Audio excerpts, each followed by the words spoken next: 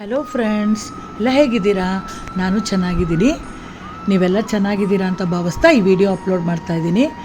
Actually ಇವತ್ತೇನು video ನೋಡ್ತಾ ಇದ್ದೀರಲ್ಲ, ಅದು ನೆನ್ನೆ ತೆಗೆದಂಥ ವಿಡಿಯೋ.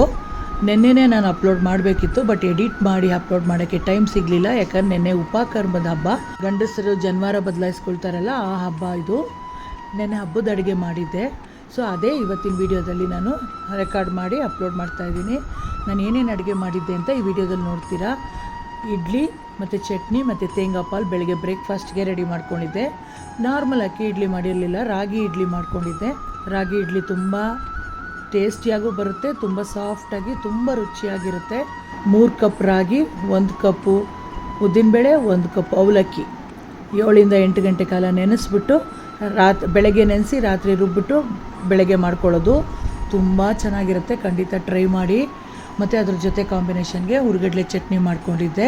ಹುರ್ಗಡ್ಲೆ ಚಟ್ನಿ ಆ್ಯಸ್ ಯೂಶ್ವಲ್ ಎಲ್ರಿಗೂ ಗೊತ್ತಿರೋಂಗೆ 1 ಕಪ್ಪು ತೆಂಗಿನಕಾಯಿ ತುರಿ, ಅರ್ಧ ಕಪ್ಪಷ್ಟು ಹುರ್ಗಡ್ಲೆ, ಖಾರಕ್ಕೆ ಎಷ್ಟು ಬೇಕೋ ಅಷ್ಟು ಹಸಿಮೆಣಸಿಕಾಯಿ, ಶುಂಠಿ, ಒಂಚೂರು ಬೆಲ್ಲ, ಒಂಚೂರು ಹುಣಸೆ ಹಣ್ಣು ರುಚಿಗೆ, ಉಪ್ಪು ಎಲ್ಲ ಹಾಕಿ ಸ್ವಲ್ಪ ನೀರು ಹಾಕಿ ತರ್ತರಿಯಾಗಿ ಸ್ವಲ್ಪ ರುಬ್ಕೋಬೇಕು. ತುಂಬ ನೈಸಾಗಿ ರುಬ್ಬಾರ್ದು ಚಟ್ನಿನ ಯಾವತ್ತೂ.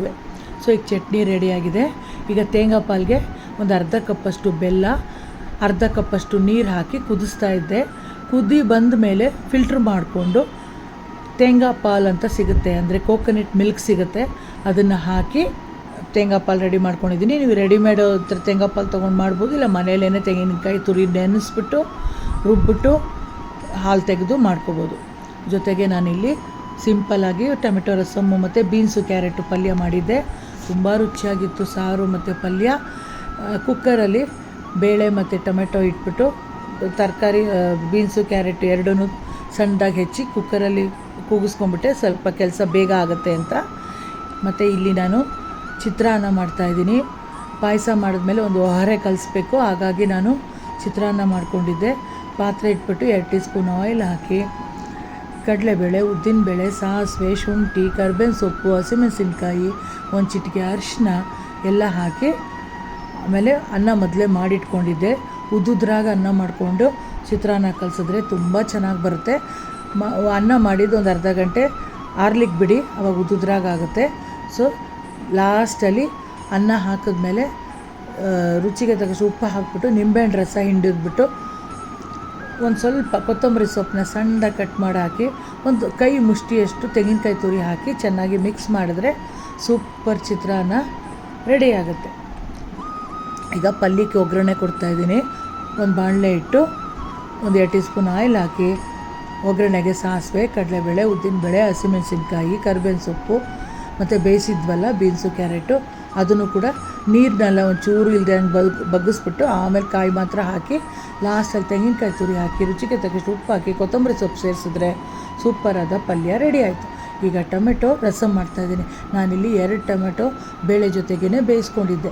ಸೊ ಈಗ ಬೆಂದಿರೋ ಟೊಮೆಟೊಗೆ ಸ್ಕಿನ್ನೆಲ್ಲ ತೆಗೆದುಬಿಟ್ಟು ಮೇಲ್ಗಡೆ ಅಂದರೆ ಸಿಪ್ಪೆ ತೆಗೆದುಬಿಟ್ಟು ಆಮೇಲೆ ಸ್ವಲ್ಪ ಸೌಟಿಂದನೇ ಸ್ವಲ್ಪ ಪ್ರೆಸ್ ಮಾಡಿದ್ರೆ ಅದು ಚೆನ್ನಾಗಿ ಮ್ಯಾಶ್ ಆಗುತ್ತೆ.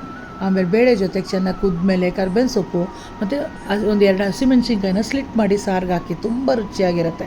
ಆಮೇಲೆ ನೀವು ಮನೇಲಿ ಯಾವ್ದು ಬಳಸ್ತೀರೋ ಅದೇ ರಸಮ್ ಪೌಡ್ರನ್ನ ಹಾಕಿ ರುಚಿಗೆ ತಕ್ಕಷ್ಟು ಉಪ್ಪು ಹಾಕಿ 1 ಟೀ ಸ್ಪೂನಷ್ಟು ಬೆಲ್ಲದ ಪುಡಿ ಸೇರಿಸಿ ಸೂಪರಾಗಿರುತ್ತೆ. ಬೆಲ್ಲ, ಉಪ್ಪು, ಹುಳಿ, ಖಾರ ಎಲ್ಲ ಸೇರ್ಕೊಂಡು ಟೊಮೆಟೊ ರಸಮ್ ಅಂತು ಲಾಸ್ಟಲ್ಲಿ ಚೆನ್ನಾಗಿ ಕುದಿ ಬಂದಮೇಲೆ ಒಂಚೂರು ಒಗ್ಗರಣೆ ಕೊಟ್ಬಿಟ್ರೆ ಆಹಾ ಎಂಥ ಚೆನ್ನಾಗಿರುತ್ತೆ ಗೊತ್ತಾ ಸಾರು. ಖಂಡಿತ ಟ್ರೈ ಮಾಡಿ. ಮತ್ತು ಫೈನಲಾಗಿ ಎಲ್ಲ ಪಲ್ಯ, ಸಾರು, ಚಿತ್ರಾನ್ನ ಎಲ್ಲ ರೆಡಿ ಮಾಡಿದ್ಮೇಲೆ ಬಿಸಿಯಾಗಿರಲಿ ಅಂತ ಲಾಸ್ಟಲ್ಲಿ ಅನ್ನಕ್ಕಿಟ್ಟೆ. ಸೊ ಅನ್ನ ಮಾಡಿದ್ಮೇಲೆ ಕಂಪ್ಲೀಟ್ ಆಯಿತು ಅಡುಗೆ.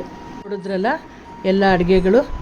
ಇವತ್ತಿನ ವಿಡಿಯೋ ನಿಮ್ಗೆ ಇಷ್ಟ ಆಗಿದೆ ಅಂತ ಅಂದ್ಕೊಂಡಿದ್ದೀನಿ. ಮತ್ತೆ ಬೇರೆ ವಿಡಿಯೋದಲ್ಲಿ ಸಿಗ್ತೀನಿ friends. Until then take care, ಬಾಯ್.